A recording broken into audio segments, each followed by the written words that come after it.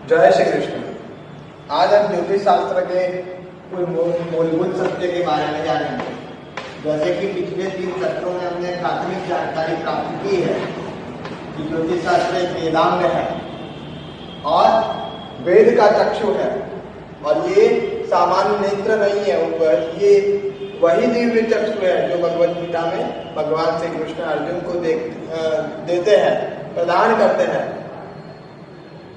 किसी ज्योतिष की अगर उद्गम की बात करें तो ज्योतिष शास्त्र को जैसे कि वेद का अंग है, वेद का अंग माना गया है, वेद चक्षु माना गया है, वही ज्योतिष शास्त्र के उद्गम के बारे में मान्यता है कि ज्योतिष शास्त्र के पिता महर्षि पराशर है। ज्योतिष शास्त्र के पिता कौन है? महर्षि पराशर। अब ज्योतिष शास्त्र के पिता नाम दिया, इसका अर्थ क्या है?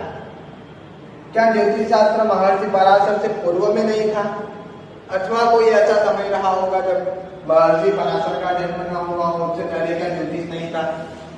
तो ये सब बातें नहीं है, क्योंकि ये पिता की भी एक उपाधि यहाँ पे भावात्मक उपाधि है। और वैदिक संस्कृति में जो भी नाम होते हैं, ऋषियों के नाम होते हैं, वो भाव प्रधान होते हैं, ना कि व्यक्ति प्रधान। तो यहाँ पे जो पिता है ज्योतिष शास्त्र के, तो जनक है, तो वो जनक पराशर मुनि क्यों कहे गए? और इसका अर्थ क्या है? जैसे राष्ट्रपिता की उपाधि है, तो राष्ट्रपिता की उपाधि किसको दी गई है? महात्मा गांधी जी को। तो उन महात्मा गांधी जी को राष्ट्रपिता की उपाधि दी गई, तो क्या उससे पहले राष्ट्र नहीं था? ये पूरा भारत एक राष्ट्र नहीं था, अखंड भारत एक राष्ट्र नहीं था? तो ऐसी बात तो नहीं है। भरतखंड पूरा था। हम संकल्प में आदिकालीन युग से हम यही संकल्प करते आ रहे हैं। अष्टाविंशति में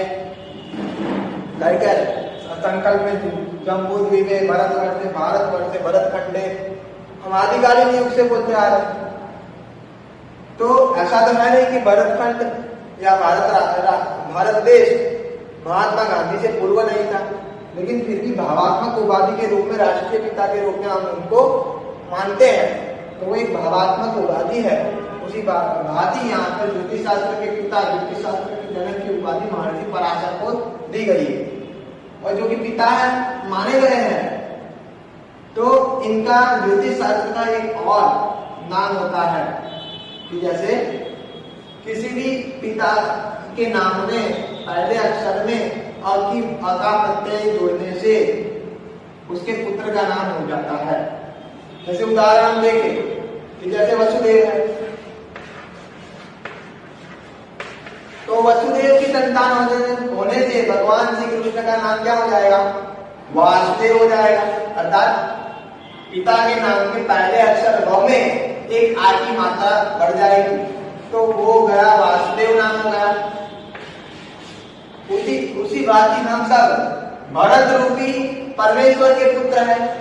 भरत अर्थात सबके भरण पोषण करने वाले परमात्मा, तो उनके पुत्र होने से हम सबका जाति संज्ञक नाम क्या हुआ? भारत हुआ। हम सबका जाति संज्ञक नाम क्या हुआ? भारत। जो हर जीव की, हर नागरिक की यही जाति है कि भारत। जन्म से हम सब ईश्वर के संतान होने से, ईश्वर के पुत्र होने से, ईश्वर अंश जीव अविनाशी चेतनामल सहज स्वराज, इस प्रकार भारत हम सबका जाति संज्ञक नाम है ईश्वर की संतान होने से, भरत रूपी परमेश्वर की संतान होने से। उसी भांति पराशर के पुत्र जो होंगे उनको क्या कहा जाएगा? पराशर कहा जाएगा।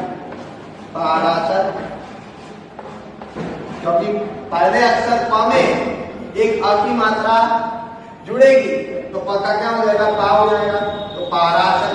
अब पराशर भगवान वेदव्यास का भी नाम है। पराशर भगवान वेदव्यास का भी नाम है। उसी भांति यहाँ पर पराशर और ज्योतिष क्या है? विद्या है। ज्योतिष क्या है? विद्या है।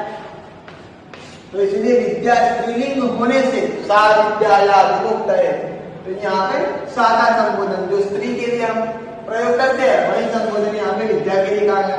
तो पाराशर का स्त्रीलिंग हो जाएगा, तो क्या हो जाएगा? पाराशरी हो जाएगा, पाराशरी। तो ये पाराशरी क्या हो? ज्योतिष शास्त्र का ही उद्गम, ज्योतिष शास्त्र का ही रूप हुआ। वस्तुतः मूल रूप से पाराशरी क्या है?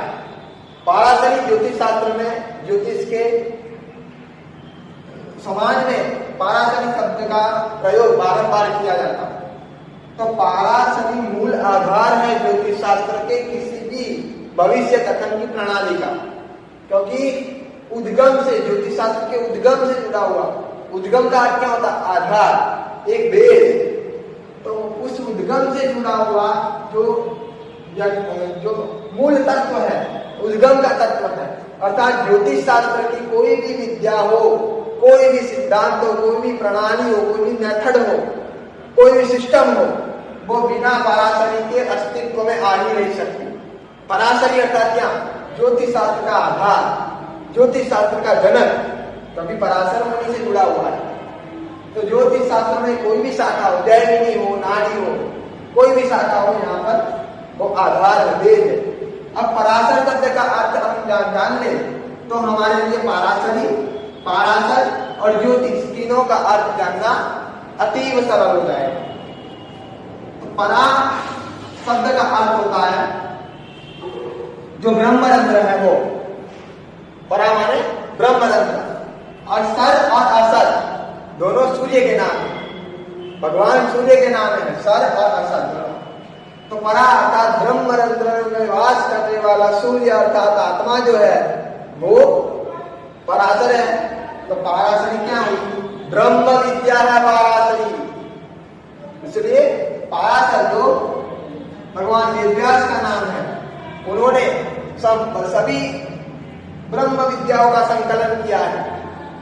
पराशर जो भगवान वेदव्यास है, उन्होंने वेदत्रयी का संकलन किया, नाना पुराण, नाना व्याकरण भी उन्होंने ही संकलित किए हैं भगवान श्री कृष्ण की प्रेरणा से। तो पराशर का अर्थ हुआ। और दूसरा जो परा और सर का अर्थ होता है, परा माने पराविद्या। पराविद्या और अपराविद्या दो प्रकार की विद्या होती है। परा माने जो भौतिक जगत से पर हो, अध्यात्म से जुड़ी हुई जो भी विद्याएं है वो सब परा नाम से संबोधित की जाती है। और सर माने सरोवर। तो पराशर क्या अर्थ क्या हुआ? जो परा विद्याओं का मीठा समुद्र है। समुद्र में खारापन दिया जाएगा, लेकिन यहाँ पर परा विद्याओं का जो मीठा समुद्र है वो समुद्र, मीठा समुद्र हुआ पराशर। ये पराशर शब्द का अर्थ हुआ।